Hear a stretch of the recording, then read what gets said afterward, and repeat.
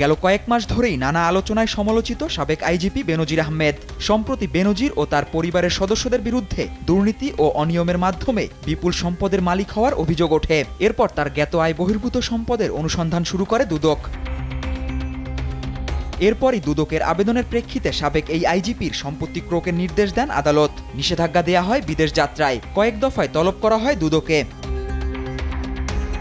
গেল বৃহস্পতিবার বেনজির আহমেদ ও তার স্ত্রী সন্তানদের নামে থাকা বাড্ডা ও আদাবরের ৮টি ফ্ল্যাট রক্ষণাবেক্ষণের জন্য দুদককে নির্দেশ দেন আদালত।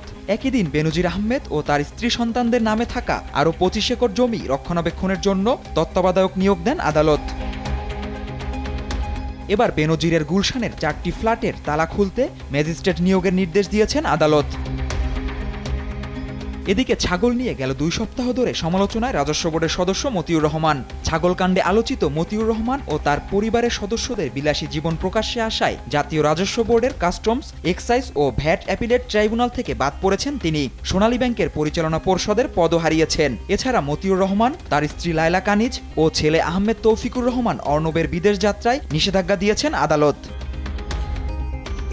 এবার মতিউরের জমির তথ্য চেয়ে ঢাকাসহ কয়েকটি জেলার ভূমি অফিসে চিঠি পাঠিয়েছে দুর্নীতি দমন কমিশন দুদক। আমরা অনুসন্ধান শুরু করেছি, অনুসন্ধানী কর্মকর্তা নিয়োগ করেছি।